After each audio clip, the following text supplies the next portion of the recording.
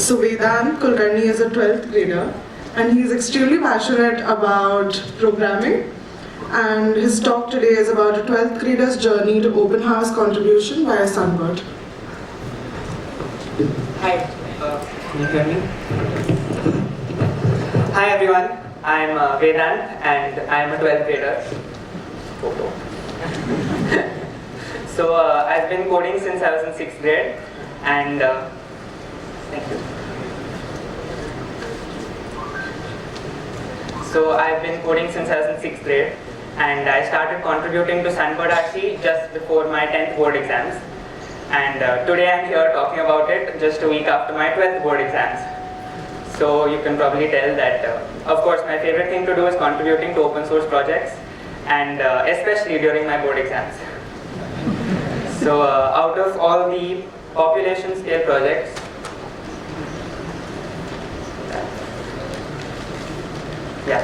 So out of all the population scale projects that have been talked about, I have contributed mainly to the Sunbird and the Beacon communities, and I'll talk more about this later. But before contributing to such large and complex projects, one needs to have some sort of experience. So here is how I started before Sunbird and Beacon.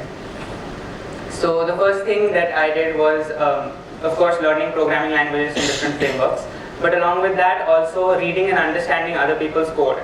So you'll be amazed to know how much you can learn just by reading and understanding code, because it gives you a great idea of the best practices to follow. You learn different techniques of how to do X and how to do Y.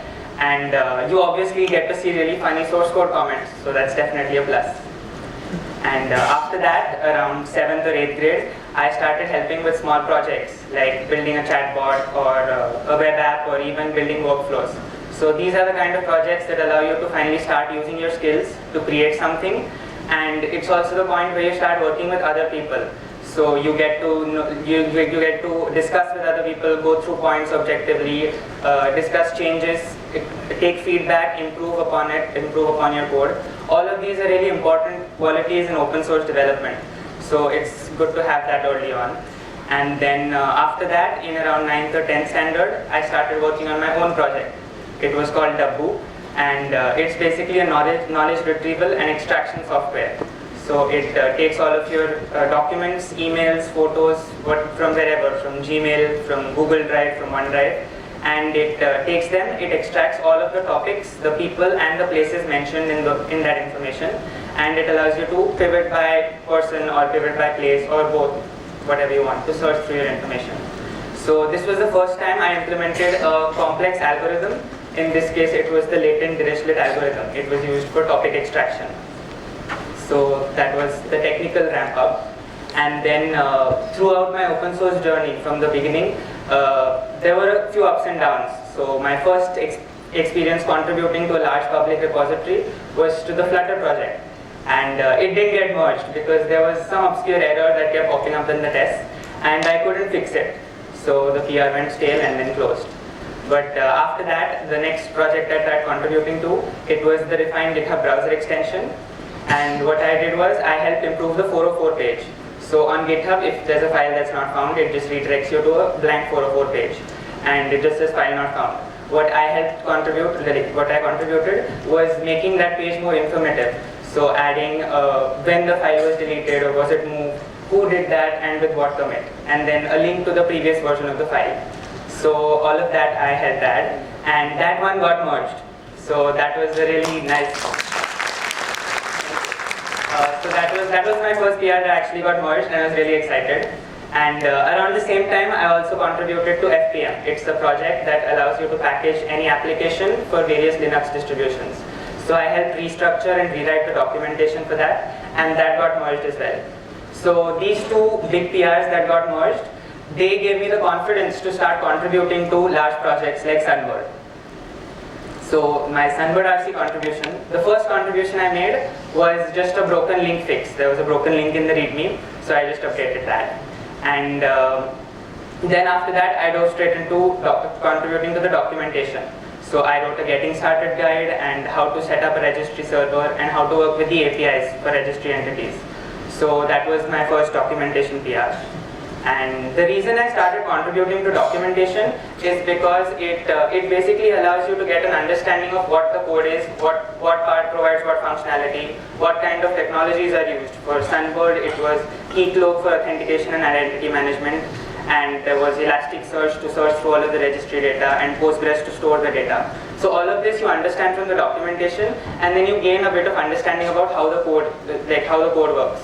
So once you get that, you can start making code-based contributions. So my first code-based contribution was the registry CLI, which allowed you to quickly and easily install Sunbird RC on your system locally and spin up a registry instance. So it is still one of the featured methods of installation in the documentation today. And it gives you a sense of accomplishment that something that you have helped create is being used by so many developers.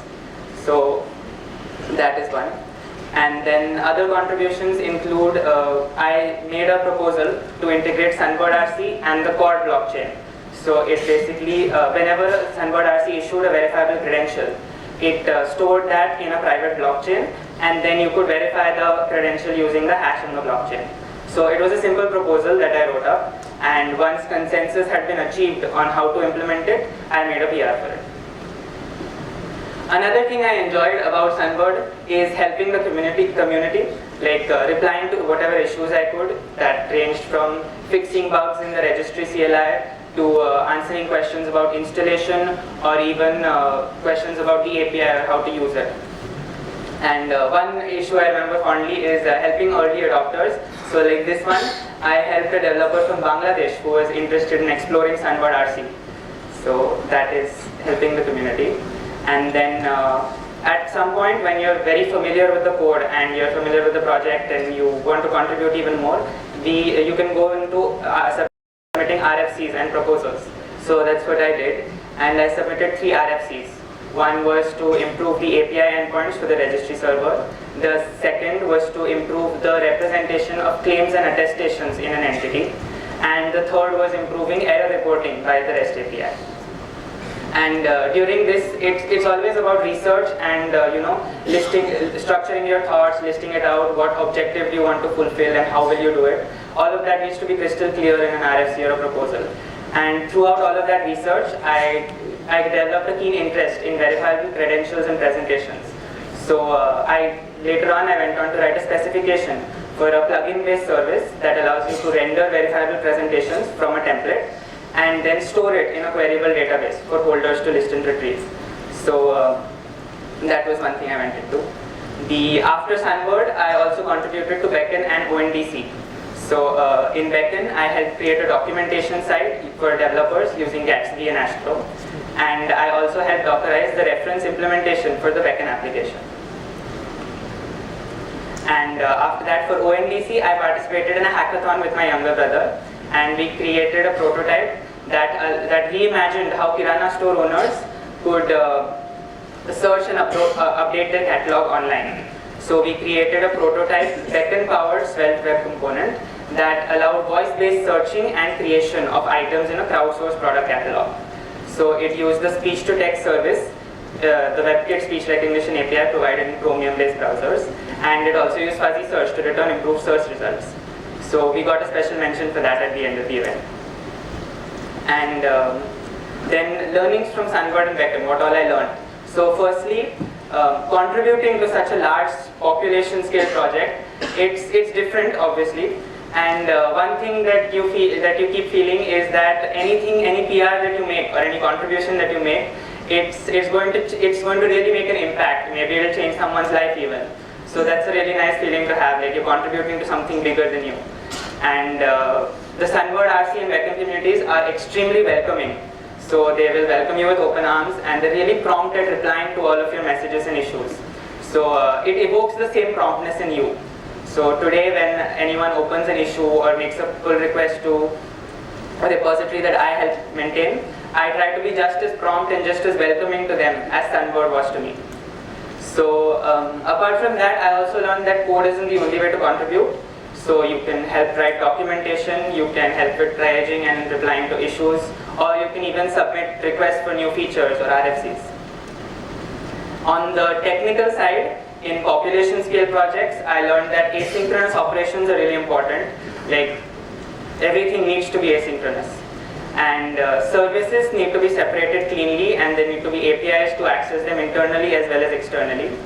And Dockerization is really important. Anything that needs to be deployed needs to be in a Docker Compose file so that you can give it to someone and they can deploy it in whatever configuration they have.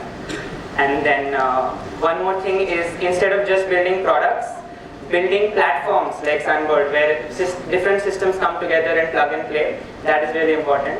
Or you could build protocols like Beacon, which are used nationwide in apps like ONDC and Namayatri. And perhaps the most important thing I learned from this is collaboration and consensus. How to collaborate with other people, different people, maybe people that you've never met. But you collaborate with them nonetheless, and you build something like a complex specification. You achieve consensus based on objective discussion of all the points that are there. And that's the most learnings that I have from Sunbird and Beacon. So after that is more open source contributions that I've done after Beacon and Sunbird. So I started contributing and eventually became maintainer of Express Rate Limit. It's a popular Node.js library, and it's basically used to protect your servers from DDoS attacks. So what I did was I made a PR to rewrite the entire library in TypeScript and create the new and modernized data store interface. So one of the challenges that we faced there was maintaining backward compatibility, because it had a really large user base, and so any changes that were breaking had to be made with at utmost, like you had to keep the users in mind. You don't break anything for them just because you want to make a change under the hood for you. And along with Express Rate Limit, there was also Express Slowdown, which is a sister project. And then the stores, the different data stores for that the rate limiter as well, I contributed to those. And then I helped refactor the Vercel Serve CLI. It's a popular static file server. And what I did was I helped transition to ESM and TypeScript, and I added tests as well. So after that, I wrote my own library called Office Text Extractor. It basically allows you to parse text from different types of files like MS Office, or like MS Office files like PDFs or DocX or PPTX. And so one unique thing about that project is it doesn't require you to install any external tool. It just processes the file in pure JavaScript. And it's grown over the years. It has over 10,000 downloads per month now, and a growing community of contributors, which I try to be just as I try to be just as prompt and as welcoming as the Sunbird and Beacon communities taught me to be. And currently my interests are towards artificial intelligence. So right now I'm taking the Stanford CS 231N course on K-nearest and convolutional neural networks. And I'm experimenting with running small AI models on HTPUs. And what I find most fascinating about AI is that it takes all of these topics, like those that were taught in a boring way in school, like differentiation or matrices or statistics.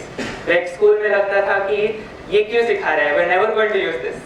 And then now you see this used in such a fun way for a real world application, like creating a neural network, identifying images or something like that. And it becomes really fun then. So that is it from me. And I will always remember the Sunbird and Beacon community experiences as pivotal in my open source journey. And any of the repositories and links that I mentioned today are at gamemaker1.github.io. And you can reach me at the email here, gamemaker0042@gmail.com. Thank you so much. Thank you, Vedant. Looks like it was a wonderful journey to the open source contribution. I would like to call upon stage Mr. Parth Lavate, CEO and co-founder at Takely Technologies, for the felicitation.